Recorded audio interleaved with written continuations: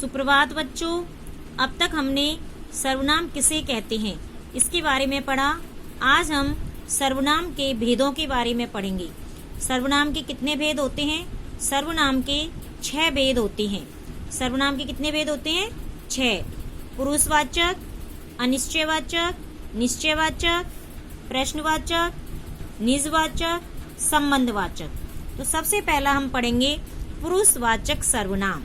पुरुषवाचक सर्वनाम तू, तुम, आप, मैं, हम, वह, वे, यह, ये, यानी जिस सर्वनाम का प्रयोग बोलने वाला अपने लिए, जैसे मैं बोल रही हूँ, सुनने वाले के लिए तुम सुन रहे हो, या किसी अन्य के लिए, यानी ना तो बोलने वाला और ना ही सुनने वाला, कोई अन्य तीसरा किसी अन्य के लिए करता है, उसे पुरुषवाचक सर्वनाम कहते हैं। जैसे बोलने वाला मैं बाजार जाऊंगी, मैं यानी खुद के लिए हो गया।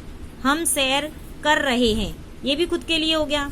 सुनने वाला तू पुस्तक पढ़, तो किसी दूसरे को कह रहे हैं, सामने वाले को कह रहे हैं कि तू पुस्तक पढ़, या तू ये काम कर, तुम चित्र बनाओ, यानी जो सामने वाला व्यक्ति बैठा है उससे कहा जा रहा है।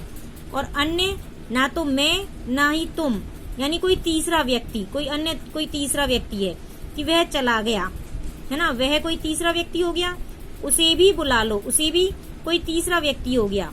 तो जिस सर्वनाम का प्रयोग बोलने वाला अपने लिए, सुनने वाले के लिए और किसी अन्य के लिए करता है, उसे पुरुषवाचक सर्वनाम कहते हैं।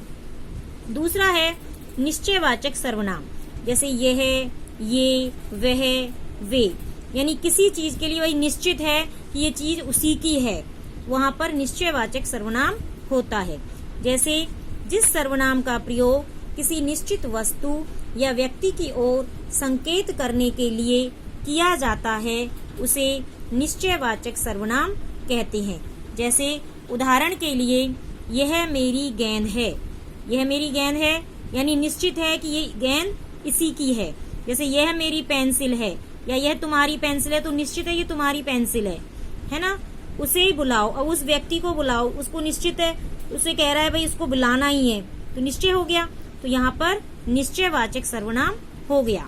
तीसरा है अनिश्चयवाचक सर्वनाम, जहाँ कुछ भी निश्चित नहीं है। जैसे कोई, कुछ, जैसे दूध में कुछ गिर गया है, अब पता नहीं चल रहा है क्या गिर गया है, अनिश्चय है वो। इसी तरह जिस सर्वनाम से किसी निश्चित वस्तु या व्यक्ति का बोध नहीं होता, उसे अनिश्चयवाचक सर्वनाम कहते हैं।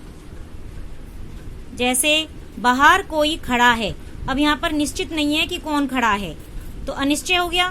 देखो दाल में कुछ पड़ गया है, अब यहाँ पर पता नहीं चल रहा है कि दाल में क्या पड़ गया है, तो यहाँ पर ये अनिश्चयवाचक सर्वनाम हो गया है। धन्यवाद।